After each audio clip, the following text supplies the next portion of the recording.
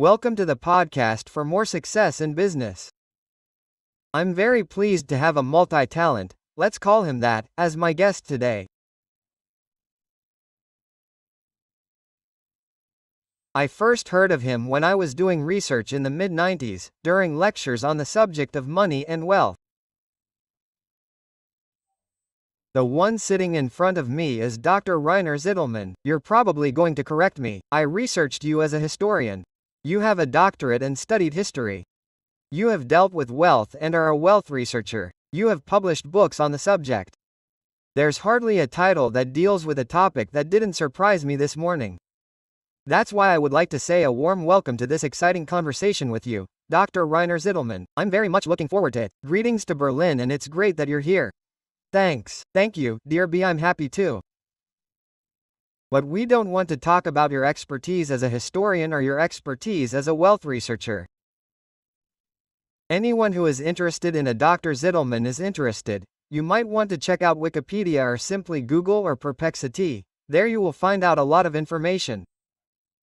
No, today we want to do something that makes me very curious, because Mr. Zitelmann, you have written a book, a novel. I don't know if it is your first novel, we will hear it now. And the book is called 2075, When Beauty Becomes Crime. A novel about, as I have already found out, a student who is resisting a dictatorship that is, so to speak, developing. So, we are very excited to find out what led you to this novel with this expertise and maybe also a little spoiler as to what it is about. Yes, of course. So, it is indeed my first novel. I have written and published 29 nonfiction books, which have now been published in 35 languages. But this is the first novel. I wasn't entirely sure whether I could shout a novel, but I had a good idea. Yes, and I thought, now I'd just try something about a topic that has interested me for a long time, about which I have already written nonfiction books. The topic is called Knights. Yes, I believe that Knights is a very important topic, but one that is denied. So, if you ask other people, just ask them in the same year, who is jealous here and who isn't, I get very few answers. Yes, love is the others. I don't know them at all. Yes, to me the truth is that life is something that plays a key role, and I wrote a nonfiction book a few years ago which translated Society and its Rich into English and German and was about envy of the rich, and about scapegoat thinking and so on. I also carried out a scientific survey in countries to find out how jealous people are in different countries. Apparently the sociality coefficient is developing more in Germany. The question is it bigger in Germany? Probably. Of all the countries we are in second place? The French are even more jealous, but at the end of the list are the Poles, the Vietnamese, the Koreans, the Japanese. Well, there are also non-French people, but far fewer than before. I already suspected that it would be like this. Most people think they are number one, but the French actually top us. Well, there was an academic book that I wrote back then. It was about the suffering, and I am interested in minorities, but not in the minorities that everyone is interested in. There are 10,000 books about foreigners, about black people, about heterosexuals, about whoever else. Yes, that is also important, that it doesn't exist, but I have another thing to add. There wasn't a book on the subject of pre-existence and stereotypes about rich people and rich as women, and after reading the book, I thought, now we have a different kind of women than beautiful women, super beautiful women. What's it like with them? Yes, they have some very similar issues to rich people. Well, first of all, it's better to be beautiful, to be settled. Exactly, it's better to be rich than poor. So, if we had two goiters, people would ask, are you beautiful on the left head? Are you rich on the right? On the left arm, are you rich? On the right arm, are the vast majority. There are always a few crazy people who would do it differently. But the vast majority would look at the beautiful and rich, that's clear. It's better to be rich, and better to be beautiful than ugly. But the downside, that doesn't mean there's a downside. And the downside, there is no downside. That doesn't mean there is no downside. Yes, and the downside is the tendency for both groups. Yes, it means wanting to say about the rich, yes, he is rich, but who knows, he may not have come to that conclusion using certain methods. Someone should take something away from him, and so on. We all know that. This discussion comes up every day, somehow, Saskia Essener again. New ones, those who are wealthy, the higher earners, the rich should finally make their contribution and so on. But that's not my topic. My topic is about beautiful women, and it's similar with beautiful women. I've been lucky enough to have extremely beautiful friends in my life, and I know it quite well from this perspective. Yes, and they said, yes, of course it's good to look good, but there are a lot of problems. Problem number one is that we are constantly misjudged because people think that someone who is so beautiful can also be highly intelligent. Yes. Why do we think that? Because we all have this idea of equality in our heads, that all people are supposedly the same, which isn't true. Yes, if someone stands out as being more beautiful than others, we automatically think, well, they must have corresponding deficits for everything to be the same again. That can't be right. That's nonsense. There's no indication. I won't say them now, but a few sayings about it have just occurred to me, so let's leave it at that. Well, there is no proof or evidence that there are more stupid or more intelligent women among beautiful women than among others. Yes, but that's something that an Apelk 1-2 who looks very good recently said. It's terrible for her at work. She said that she's 20 years older, doesn't look so perfect and always looks pointed. Always from the start, yes, because it's different with well. Of course she finds her great. Yes, but the more attractive the men find her, the greater the problems are with the boss who isn't so attractive. Yes, so, there's a downside to being rich and being beautiful, and that has something to do with nights. Well, let's just say, before we give a quick summary here, because they have found that there is a common downside. They talk about the downside equally with the rich and the beautiful. In other words, I am rich and then I have the night as a price in my formulation, or I am beautiful and also have the night as a price. And that led them to move from the area of wealth, let's say, into this area of beauty, because they say that both have the common price in quotation marks, namely night on the other side. Correct? Absolutely, that's exactly how it is. And now I had actually considered writing a non-fiction book about it a few years ago. For certain reasons, it didn't work out that way. I had a different topic and then I had the idea for a novel. Now I'm going into the novel. The novel is about the emergence of an equality movement, a justice movement, initially at universities, on a small scale. Here we have a bold thesis that says beauty is unfair. They say that those who are beautiful have privileges, have it better when choosing a partner, have a better chance at work and so on. They want to prove it scientifically and say that we have to do something about it. Yes, we can no longer accept that some people who can't do anything are born beautiful and enjoy advantages over others. That is wrong. Yes, and that started as a small movement in our country, but it grew and then gained influence in one of the two parties that existed in 1975. That is the Shades Party, the Justice Party, and the party came to power. And then we started to implement that too. And it works like this. Every beautiful woman between the ages of 15 and 40 has to be scanned once. Photo, face, body, and then it is compared with AI against the beauty ideal, and if you have more than 5% over adjustment, it is called PB privilege beauty. You are a PDF woman, privilege beauty, right? And then as a result, for example, higher tax progression means you pay more taxes because you supposedly get a red card automatically at university and you get salary deductions, all under these pretexts. They would have pre-treated otherwise. We have to balance this out now, so that justice is restored. How long will it take to restore justice? Understood? Exactly. And that's where the historian comes in. As a historian, I've spent decades dealing with totalitarian and extreme movements, almost. My first documentary was about Hitler, National Socialism, and communism. I've dealt with this and I know from history that such extreme movements become more and more radical. That was already the case with the French Revolution, there was the Russian Revolution, that there is an increasing radicalization, and that's how it is in the book too, that at some point they say, all these nice people are absolutely stupid, but recently they've become more and more radical. The radical suggestion is that every girl who falls into this category, PB, at the age of 15 must be forced to undergo surgery. That means the face is made to look average, but it's made average, with a slightly larger nose or whatever. Yes. My goodness, and you shouldn't call it an operation because it's a totalitarian system, so they always give it nice names. It's called optical optimization therapy.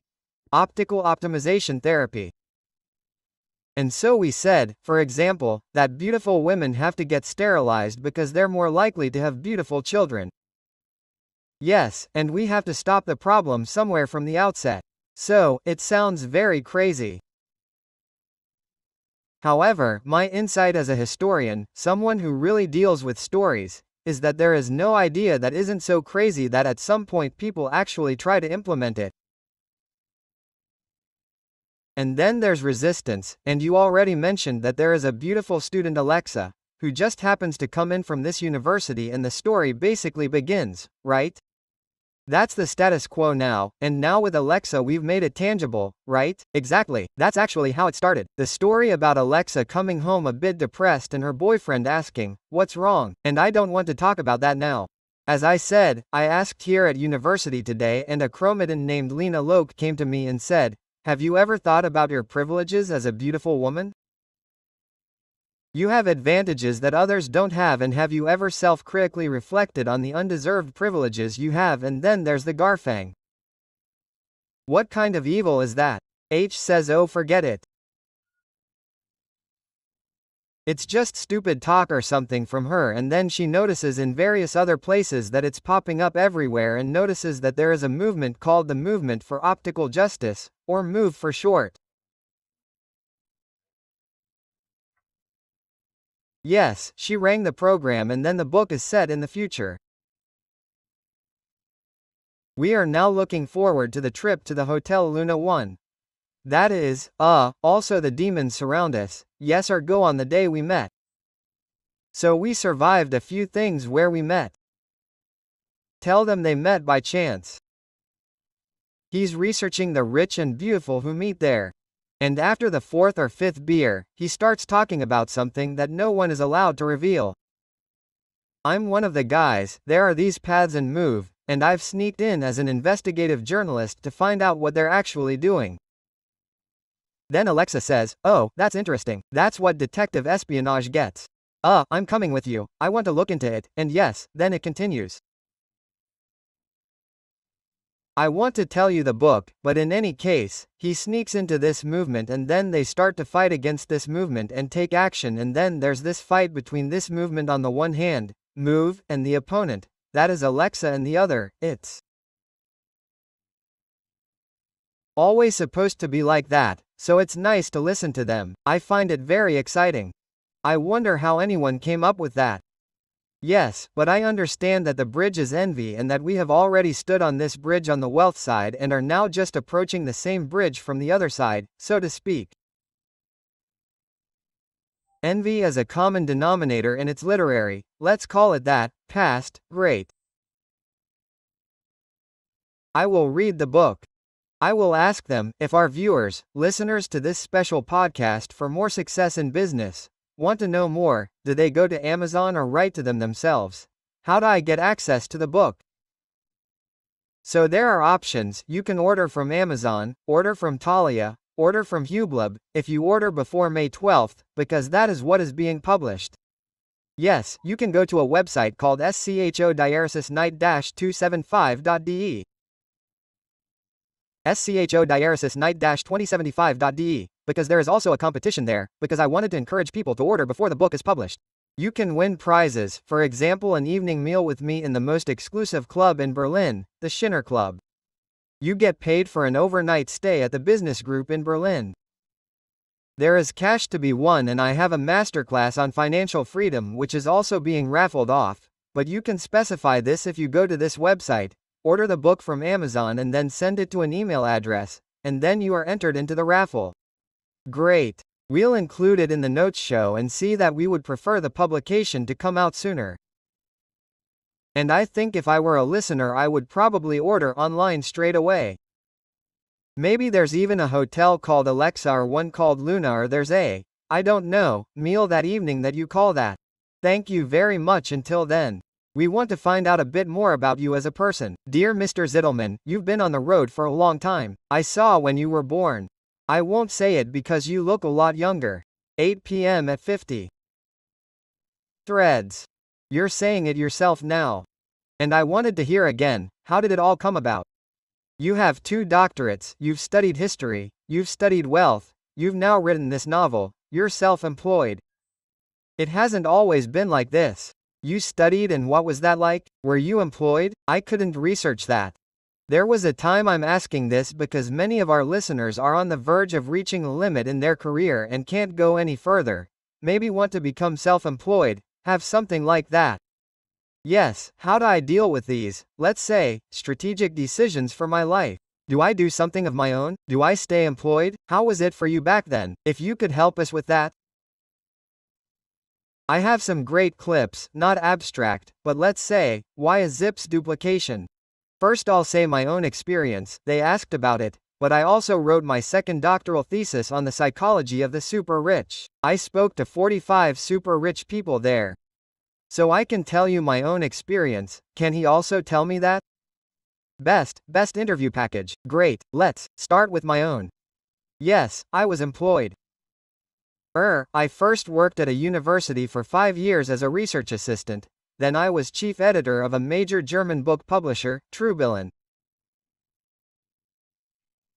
At that time I also held a management position as head of department for 8 years, directly above the editor-in-chief, and then at some point I had the, I was in the crisis. There was a time, like every crisis. How did they heal? Was that freelance already? If you say, no? No, I was in a completely normal position. Unfortunately, my daily world, and even back then I earned more than I could possibly pay. I had 180,000 D-marks a year. I still had a contract with the publisher, so 230,000 D-marks wasn't bad, but I spent it all that month. I didn't have a euro, no shares, no property, not my life, nothing at all. Yes, because I simply had everything outside the topic, and I was already quite old. I was already in my late 30s. Yes. And then I had an experience that left its mark on me. I went for a walk with a politician. You may also know Peter Gauweiner. Peter Gower, sure. CSU man, CSU, and I am more interested in the FP, but before me CSU. And I sorted myself out a bit. Yes, a lot of things came together. At that time I also got involved in the left-wing extremist scene, the car scene. Yes, I got married and my wife left shortly afterwards.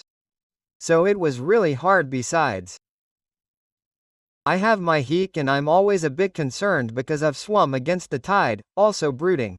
Yes. Yes. Or tell me Guar's commitment, it was important. He says Zittelman, as stubborn as she and I, they first have to make some real money. Then they can form their own opinion.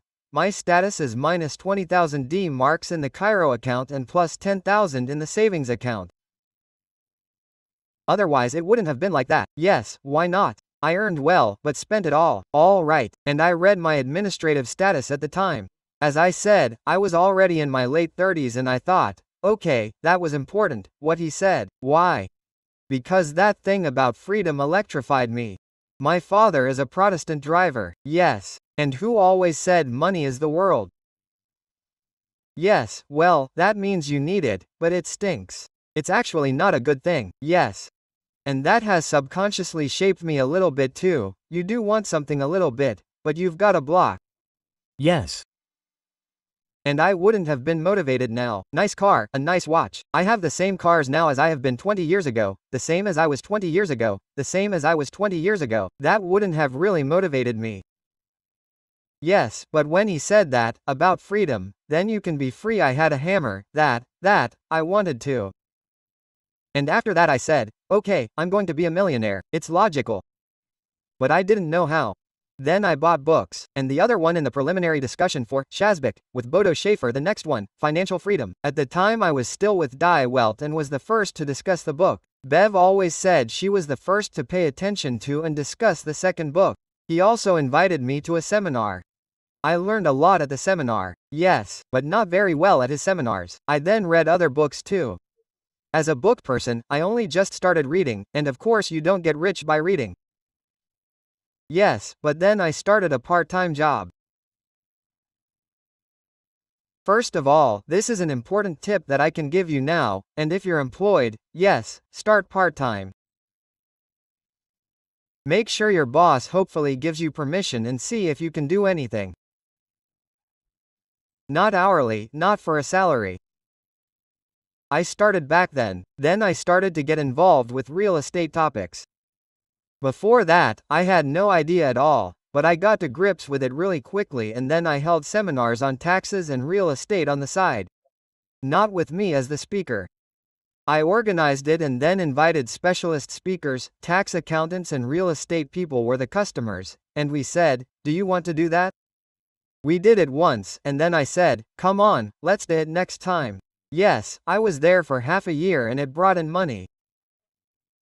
Yes, but now I notice that time is really exciting. Do you mind if I do it alone? Do it myself, right? No, that's good. So I did it myself, and after a short time I was earning more alongside my job than in my main job. By then I was already earning 430,000 in total from my main job, Lebenhof, which was better. Yes. But then I'd had the idea the whole time. I've gone on to tell you the whole story.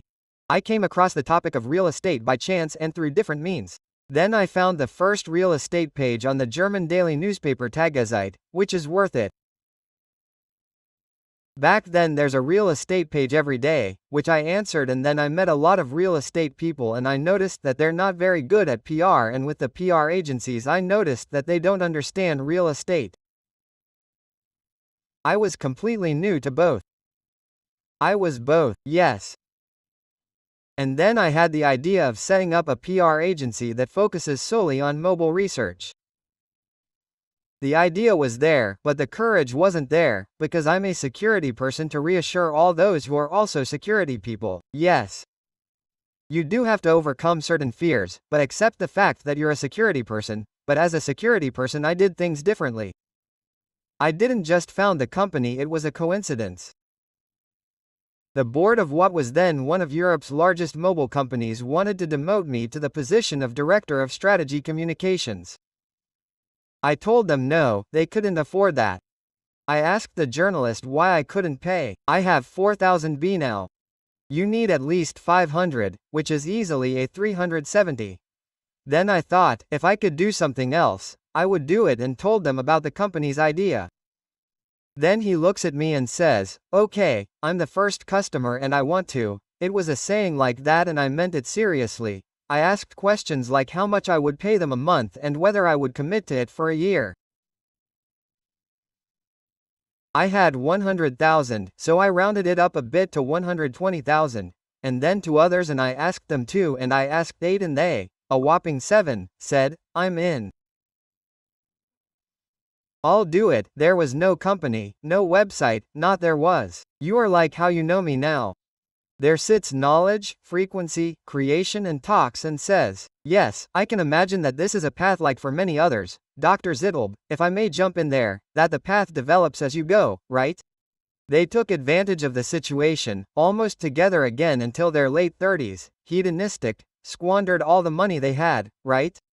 Making money, a complete waste of time. Augustine was also a hedonist until 32 or 33, then he was purified and became a priest, and you experienced this turning point through your conversation with Mr. Gauweiler. By the way, a little spoiler, my father Ziegler was a Jesuit and he said to me, "Andreas, what you need is, you money."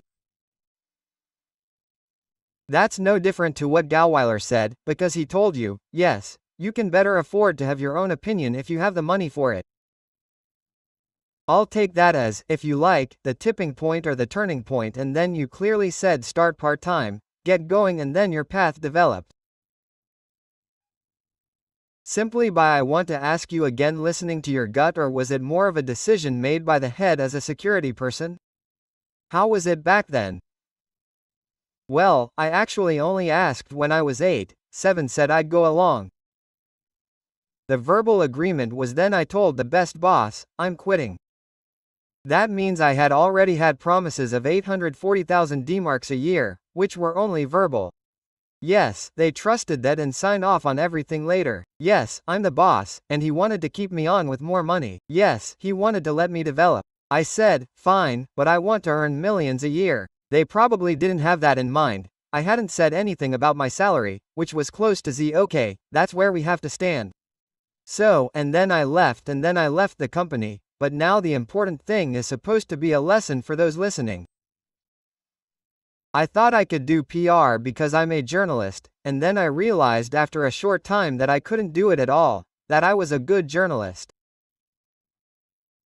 But that I couldn't do it at all, just like in my experience 95% of the people who claim to be good at PR are all idiots who didn't have the opportunity, and then I looked and found someone who could.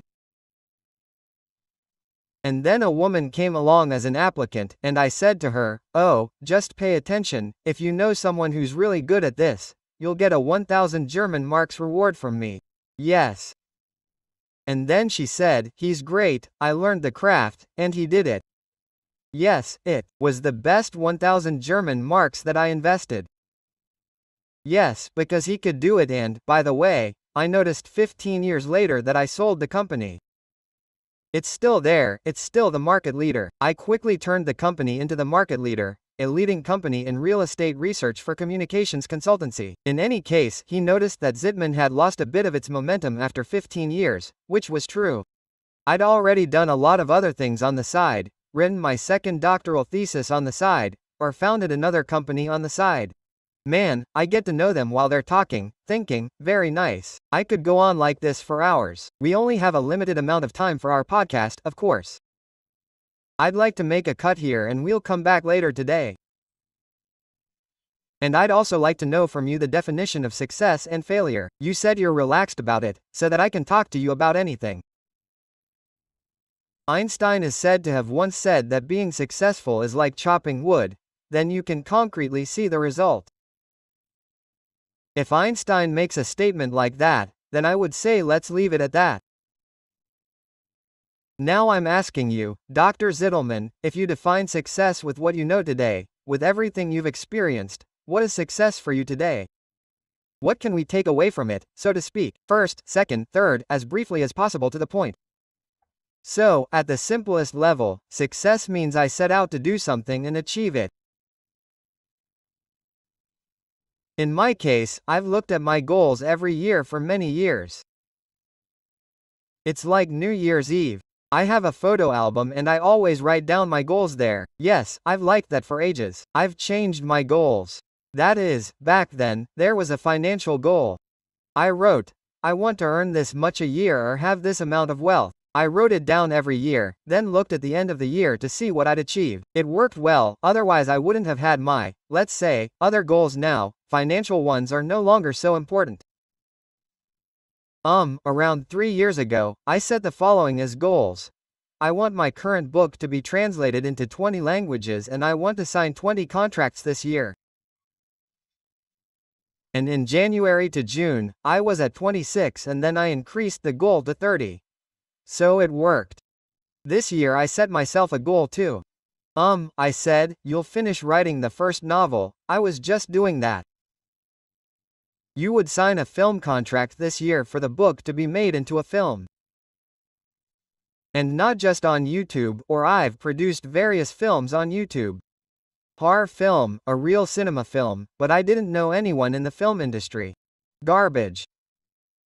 And I can reveal that the book will be presented in Berlin at the end of, I won't say the name now, but at the end of July by Germany's #1 film producer. So that was written down as a goal. That doesn't mean that he'll make it as a film or anything. Yes, but every evening I have people from the film industry for dinner because I said I'm going to dig into it.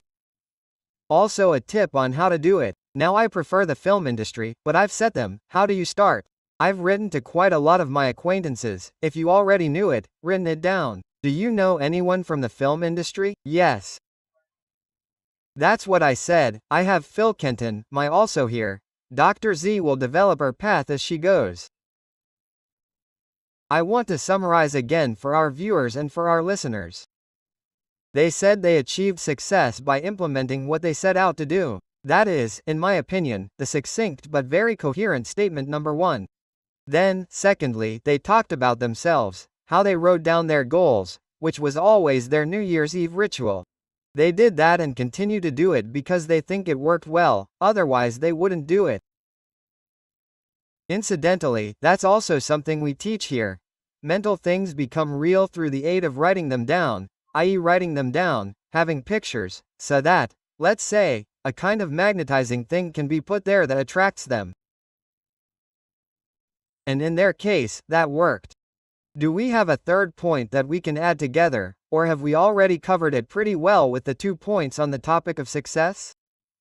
Yes, tell me, the most important thing is, in my best known book, it's actually called, Set Your Goals Big. Create the thesis, set your goals big, yes. There are people who say otherwise, don't do anything, otherwise you might be disappointed. There are also goals that are so big, if I say I'll be American president next year and the year after next I'll fly to Mars. Neither of those will happen. Yes, but talk now not of goals like that, which are completely stupid, apart from saying I want to have the book published, I want to have a movie and so on. Those are big goals, including financial goals, which were big, that I've set myself, yes, and yet still realistic. Castellani is said to have once said that if you can't dream, you're not a realist. Are you going in that direction? Yes, of course the question is, what is realistic and what isn't realistic? I know we were coming, right? We were at this financial seminar with Bodo Schwa earlier, where I said it back then. He also said, look at your financial goals. Then the stake said it was good, although I noticed the follow-up flags that didn't work. He said don't write the goal too small, because later you won't have more than you write down now. And I'm also careful about that, then you have to say it now, it's cool that he said it, it's not worded big enough. Probably 50,000 at that point. Yes, then I put them all together and wrote down, 10 million. Dark, you're already gambling a bit, 50,000 SCH. 10 million on G. So, let me put it this way. Without saying how much I have today, if I hack 10 million liver strike 5 million euros today, I wouldn't get that. I'm close to going bankrupt. So that means Rode Shaber scolded me for not having more later, but I missed it, because otherwise I wouldn't have written it off. It's sympathetic how you put it here. I'd like to go back to the back. Success is only success because there are setbacks. Life is complementary, we know that. One thing is something through the other. You've experienced setbacks in your life. I imagine there have been quite a few, but you don't talk about them. That's sympathetic. Nevertheless, I'd like to ask. Let's assume there was a situation like this now, it happened in your life. You're standing close to the wall and you can't calculate, you don't know what to do next. Do we have a Zitelmann 3-step, 5-step concept? How do I get out of this, back on the road to success? Yes, of course I have. I've just learned about a situation that was very difficult for me, where everything practically came together, legit. Yes, but that was the starting point for everything positive that I achieved later in life. Yes. And now one thing that I'm very, very good at. Yes. And I would like to encourage others to do the same. Maybe try to adopt it. Yes, very quickly put things that have happened in the past behind you and think about what you are going to do now, for example, so that it is not abstract. I did say that I sold the company after 15 years. But it was like this. At the time, important employees left, for one person, because they noticed that the air was coming out of the difficult boss. All of this together, and then a good one, whom I have already told you about, calls me again and says, I'm leaving in 4 weeks too. Yes. And that was for then, that the whole thing boiled down to that, because it all depended on that. Yes. So, her reaction after 3 minutes, after 2 minutes I asked them, what do you think about them buying the company? Yes, what a great story for him, for me, for the employees, for everyone. Yes, it also took 6 weeks, until we were sitting during the day, until he bought the company. He's become more relaxed today because of it, he's having a lot of fun, he's become a takeover. I was liberated then, I've achieved all the great things I've achieved since then. I achieved great things for everyone. Why do I say that? That you try to learn to move on from past things very quickly, that you get frustrated, that you're disappointed, is also completely normal. If I'm human, but the questions, how long, to put it bluntly, a very extreme event like what I had, where people shake their heads and say, that can't be true. I'm in a taxi from Berlin airport. The taxi is involved in an accident with a truck that crashes into me. I'm in the back now, the taxi spins around several times. Yes, the taxi is completely damaged afterwards. I'm in the middle of a phone call with the customer, I'm continuing the call. Yes, just say a TR, right, the taxi, because a truck got in there and so on. Then I quickly asked the taxi driver if anything had happened. No, me neither. The tour left and brought me another taxi, drove to the office and they said you got knocked out, you too, and I said, yes, in a good mood, nothing happened. How great it was that I got out of there. And I just saw what happened then and this and that and I didn't want to come to terms with things. The thing is, should I get out of bed and think about it now? Thank you very much. I think you explained that really well. That's a good way to end our conversation. We don't have eyes in the back, we always say, right? And the rear view mirror is smaller than the windshield. Very, very nice. It's great listening to you. You're a really great storyteller and you've experienced a lot. It's been a pleasure for me to get to know you today in the course of this podcast conversation as part of the podcast series More Success in Business. Dear Dr. Zitelmann, I have to come to an end. Unfortunately, I would like to refer you to your book again. It's called 2025 Bind. When Beauty Becomes a Crime, please go to the website. 2000, what was the website again? Just say it again. Beauty-2075.de. Beauty is spelled O-1075.de. We'll see if we can bring the production forward so that you can invite as many people as possible to your masterclass, to dinner in Berlin.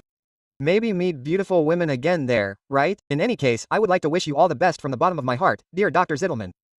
It was a pleasure to meet you and I say thank you and greetings to Berlin.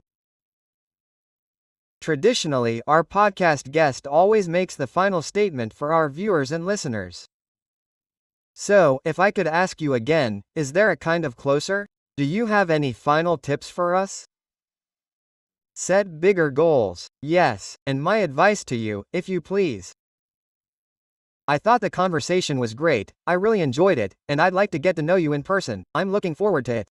I'll make a note to contact you when I'm on my way to Berlin. I'm currently working on my own book, and my publisher is here, and a colleague I'm working on it with. May I ask, what's the topic of the book? Yes, I am. I've done a lot of work on business topics and am now looking into spirituality, and I want to bring business and spirituality together. It doesn't exist in this form yet, and we'll see how far I get with it. I'll keep you updated. Have you already got a title? Yes, it's not really ready to be announced yet, but I'll give you one thing. I think I'm an extremely good title finder. I've also already done it with Ulstein Verlag. I've often been a sparring partner. If you're looking for something and have a few ideas, give me a call and we'll chat. My address is in my email address. Will you give me your phone number so I can call you? Is that a deal? Absolutely, yes, and then let's talk about your book. You know, a good idea. Thank you very much. Thank you for being here. Thank you for watching this podcast for more success in business. Today our guest is Dr. Rainer Zitelmann, originally from Helsingborg, but now living in Berlin for decades. Thank you for being here. Bye to all. Andreas Burr from Dusseldorf. Thank you.